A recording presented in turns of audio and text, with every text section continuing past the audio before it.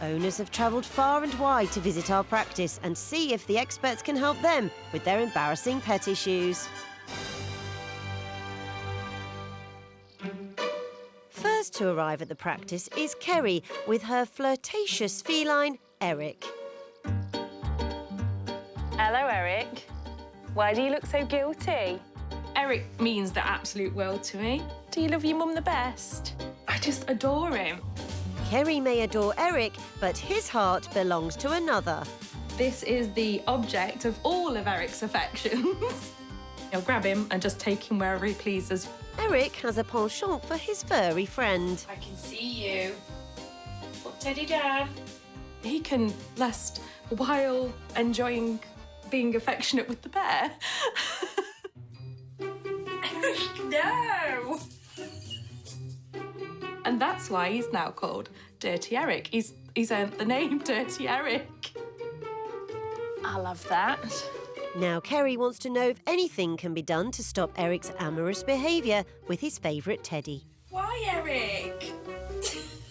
It is. I'm sure I heard him purr. Oh, Bear's here. How you doing?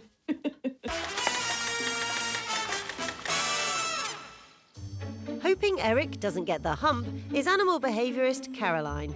Love cats. Yeah, I do as well. Yeah, I adore cats. Yeah. So you're going to tell me a little bit about Eric, what the problem is. Eric's really, really affectionate. He's not food orientated. He just loves people, so he likes lots of fuzzers. Oh. But he's got a little embarrassing quirk. Just likes to be affectionate with his bear. OK. He carries him to you, and then we'll proceed to kind of paddle in the back of the neck, but he'll be quite rigorously grabbing onto the back of the neck, looking you dead in the eye when he's doing it, but then the back end's sort of quivering. So he's getting a bit amorous with the teddy. Yeah, amorous. OK, yep. So I can imagine that could be a bit embarrassing. Yeah.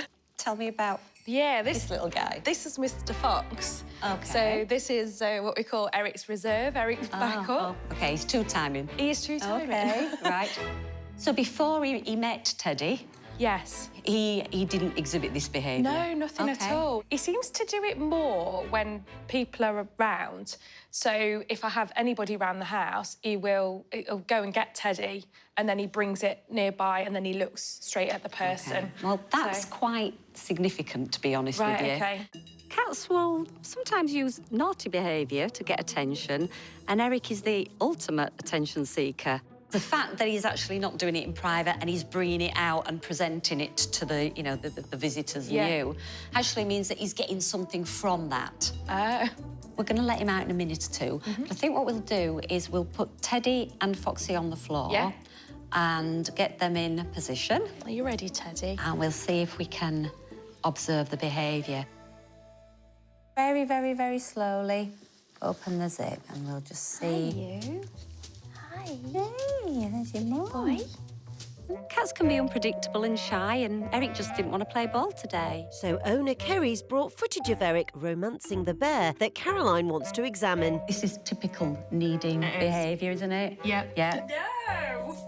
The thing that's interesting about this is that he's actually dragged it down off that chair and sort of put it in the middle of the rug, quite close to where you are. I do acknowledge that he's doing it, but I try where possible to ignore it.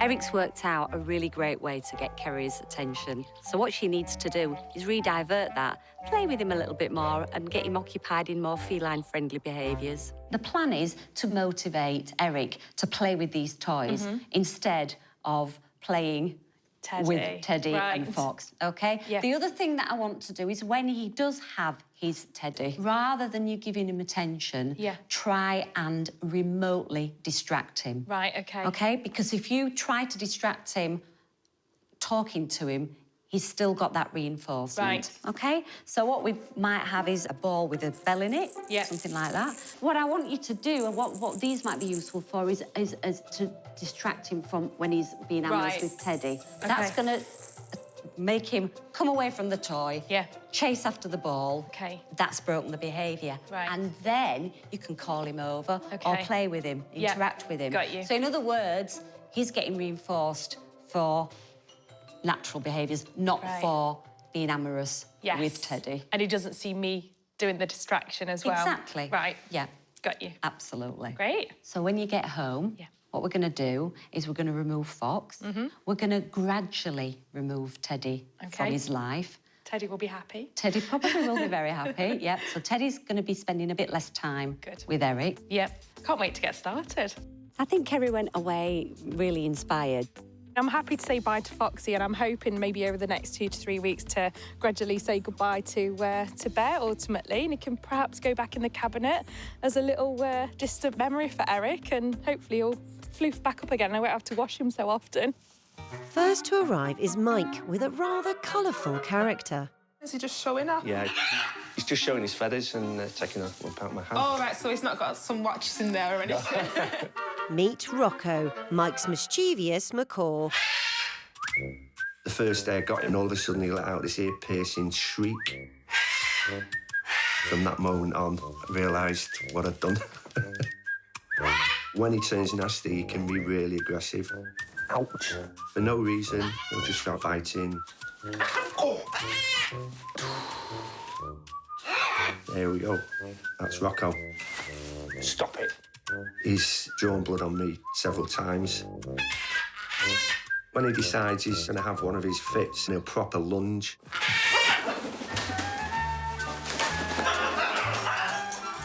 And it's not just Mike who's on the receiving end of Rocco's temper tantrums. Another blind ret. 50 quid. Get down. Wait. He's just resculptured my banister rail, so that'll be a filling, sanding and painting job for me. Got to stop this behaviour, mate. It's not good. It's not good. No.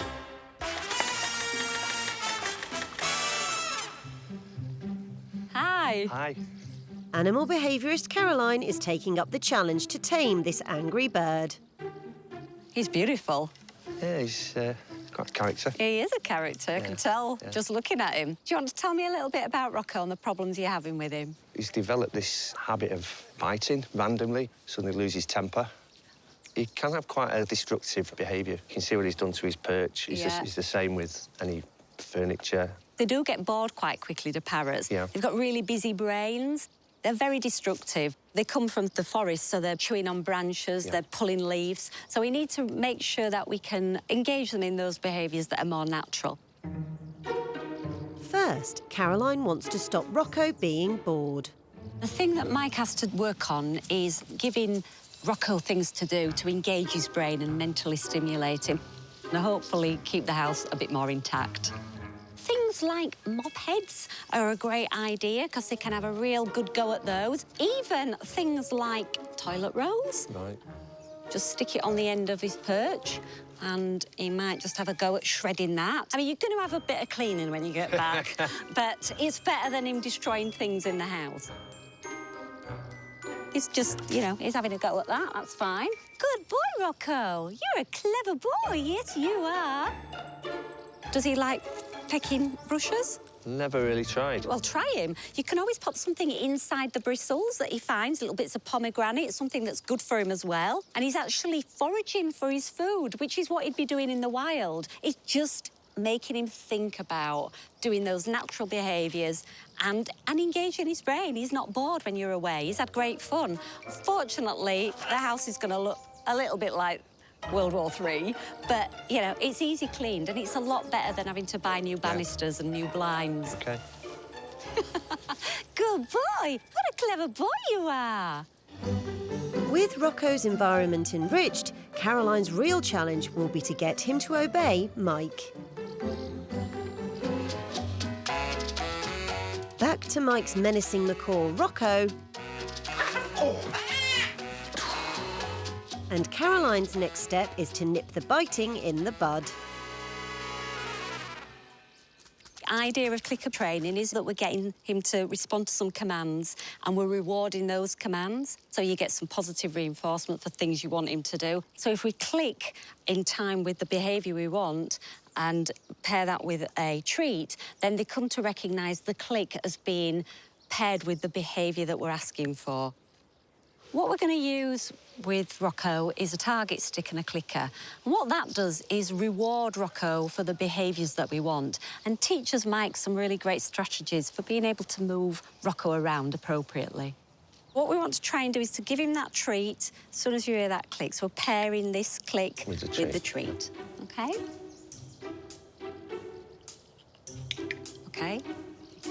Good boy. So I'm not going to sort of stick it in his face. So, and then we give him the treat, OK? I might take it from you. Oh, yeah, good boy. What I'm going to do is ask you to have a little try. OK. Yeah. Here's your target stick. Right. OK. Click, yep. OK, so it's a little bit late click. Let's try that one again. Good lad. Oh, we're going to have a go? So if we've got a bird that lunges at us and we're in a training session, we just turn our back and we just take away the rewards and we don't engage with them. And as a social animal, that is a punishment. Reinforce the behaviour you want. Ignore the behaviour you want. Yep. Mike has to work on giving positive reinforcement, praising behaviours he wants, but it's also about letting Rocco know when he's done something that is naughty. And so turning away, giving a little bit of time out is important. Rocco needs to know good from bad. No, that's not a good boy, so we turn our backs on that. No, we don't want that behaviour, thank you very much. He's quiet now. And a good boy. With the parrot pacified, Caroline wants to test if Mike can now get close to Rocco without being attacked. The idea with the target stick is to target him onto you for a step up, OK? So do you want to have a little go at that? Okay.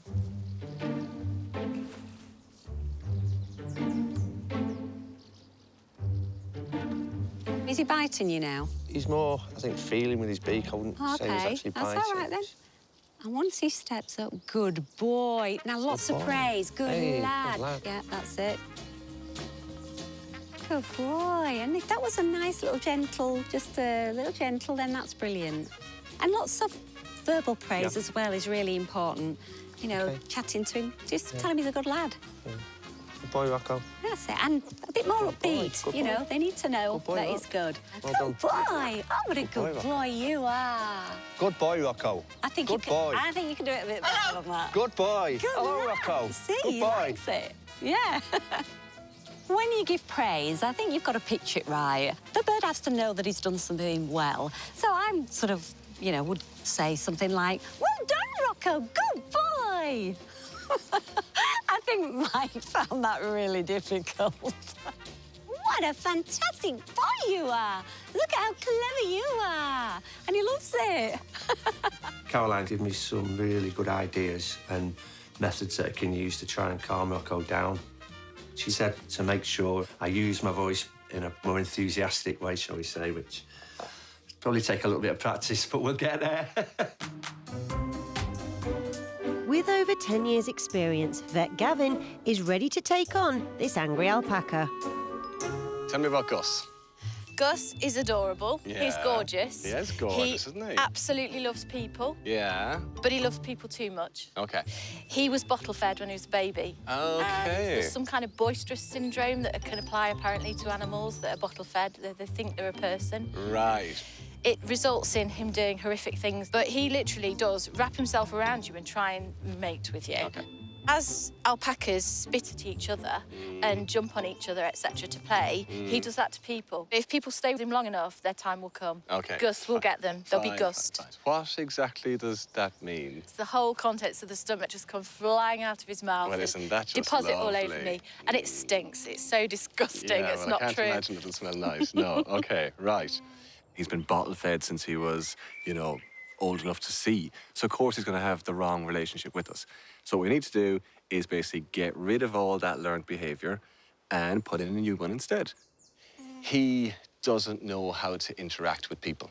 In fact, what he's had with a human is a relationship he should have had with his mother. He knows if he gives you a bit of a nudge or a push, you'll turn around or you'll push him or you'll stop him and you'll give him attention, which is probably why he's doing all this.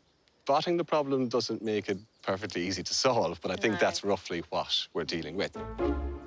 Have you heard of clicker training?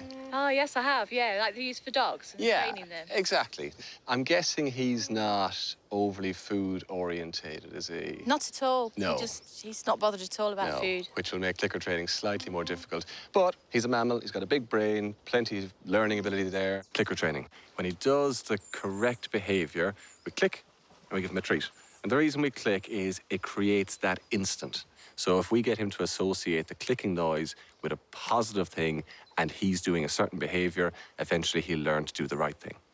Right, so this is Jane. She's one of our nurses Jane. here. Nice to meet you. Nice to meet you. I think this might work slightly better if Jane holds Gus. Yeah, there you go, Jane. It's all yours. Lovely. So, Julie, if you want to come around the front here. Yeah, thank you. Right. As food might not work, Gavin will give Gus a little tickle as a reward. Every time he backs away from you, you're going to click and give him a little tickle.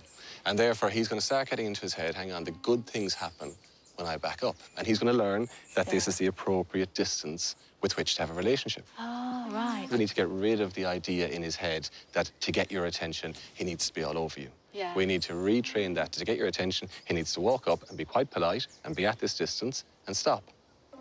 Tell me, where does he like being scratched? What's his favourite little tickle? I tend to scratch him around his shoulder, so on the bottom of his neck. OK, so just in here. We'll just get him used to the fact that the clicker is a positive thing. Hey, good lad. So, let's give him a little click and a little treat. Good. So I'm going to give the clicker to you. Thank you. Just pop it behind your back so it muffles the sound a small little bit. And I want you to click and give him a little rub. Whoops. Gust again. I've been gust again. No. Oh, God. That wasn't good. Gus. Come on, Gavin. Don't be shy. Oh, that's absolutely foul. Now you know why I don't like it. That's it. Good boy. Clicker training seems to be paying off, as Juliet finally gets within spitting distance without being Gussed. Good boy. Excellent, that's it. One more time there. Good boy, that's it. It's a long road for Gus and Juliet. As long as she persists with it, it should pay off. I think he's a clever packer. He's got the intelligence to learn some good manners, and hopefully in a few weeks we'll see a changed packer. It's got to be every single day. You really need to work on this. Yeah, I'll do it. You up for the challenge? Absolutely up for the challenge. And eventually he'll understand that this is the thing we want him to do. Yeah, brilliant. Thank you. Gust. Yeah, never heard of being Gust before. I never want to hear of it again. And I hope Juliet never has to experience it again, because it's foul. Next into our embarrassing pets practice are Ellie and Will with their pygmy hedgehog, Freddie. Oh, he is so cute. Can I stroke him? He might be a bit skittish. He's a bit prickly as well. This is Freddie. He's our little pet hedgehog. He's an African pygmy hedgehog and he's very small and very cute. Would you like to hold your son? Come. He's like our first child at this point. Like, he's the baby. He's mummy's boy. Definitely mummy's boy. Oh, listen to you, Mr. Angry. Freddie is my entire world. He is very, very important to me, and we've noticed that he has been having a few issues. He's kind of not the same. He doesn't interact with you. You wake him up in the morning and he's really lethargic. I think he's having a midlife crisis. I think my main worry is that he is maybe depressed or sad. And I'm getting upset now because he means so much to me. So I would hate for anything to be wrong with him.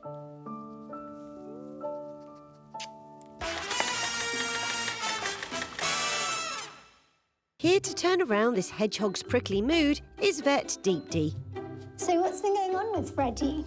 He's a bit of a diva when it comes to food and behaviour at this point. We've kind of noticed a decline in his interaction with us, in how he's eating food. What diet are you trying to give him? Well, we've brought it with us today because it's a bit of an unusual food. Okay. So it's it's chicken nuggets. God. Chicken nuggets? Chicken nuggets, Yeah. In no way do we try and feed him all the time, but it gets to the point where he doesn't really eat much else. So this is spoiling your hedgehog. It's not the correct nutrition. And it's basically like giving him a takeaway every single mealtime. I have seen hedgehogs that do eat chicken, but chicken nuggets was really a little bit surreal. These are gonna go. I'm gonna show you where they're gonna go. These are gonna go straight in the bin, all right? Okay. Okay. Deep D is planning a lifestyle overhaul for Freddy the Hedgehog. If you're going to have a pet hedgehog, you really need to give them exactly the type of lifestyle that they would have in the wild as best as you can. And that does include different types of food, different types of vegetation. So they're a complex pet to have. Where does he live? He lives in a cage at home and he's got like a raised up area underneath where he sleeps. And then he's got a wheel that he runs on during the night. So from about midnight till about 7 in the morning, you can hear him running. He runs really fast. If we think of hedgehogs in the wild, every night they are travelling and covering miles of terrain. Now, although it sounds like he has, quite a nice enclosure at home, it's in terms of space, the amount of space that he's able to cover in that area doesn't even come close to what he would be doing in the wild.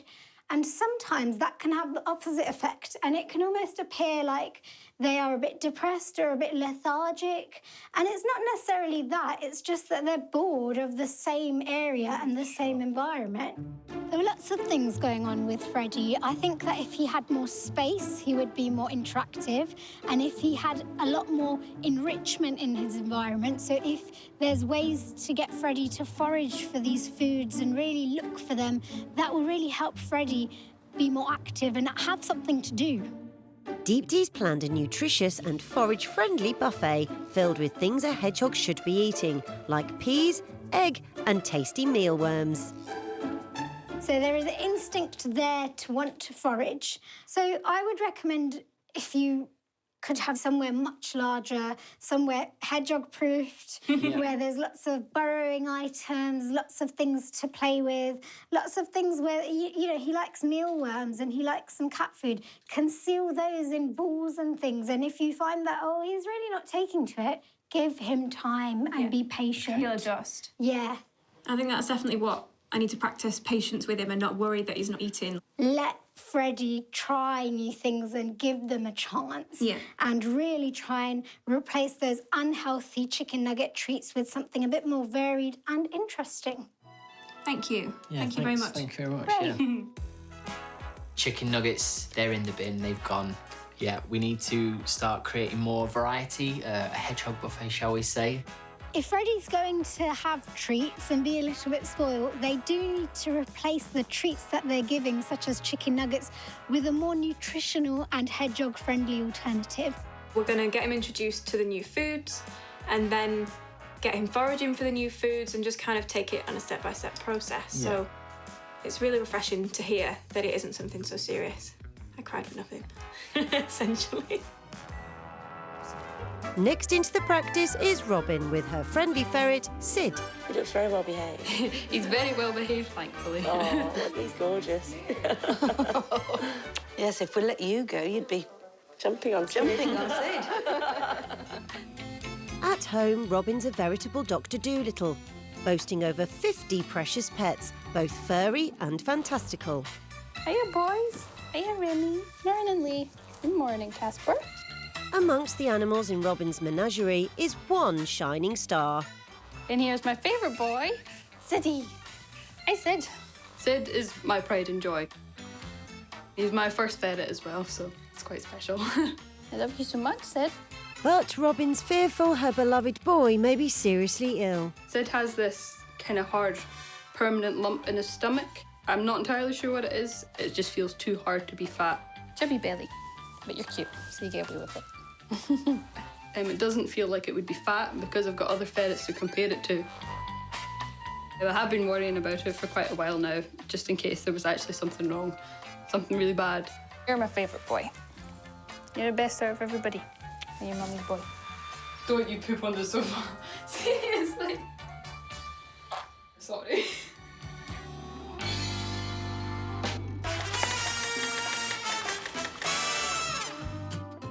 Vet Gavin's ready to give Sid the once-over to get to the bottom of his suspicious spare tyre.